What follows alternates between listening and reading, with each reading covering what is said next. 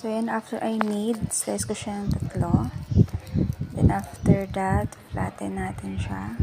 Roll lang. As much as needed, mas maganda kung manipis pa siya.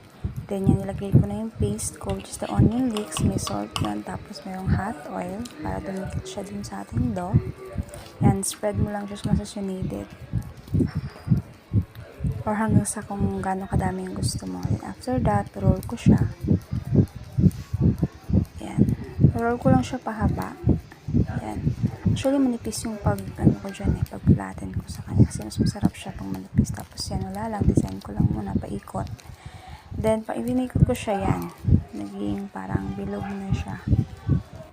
Then, after that, flatten mo pa siya ng ganyan. Then, fry mo na siya.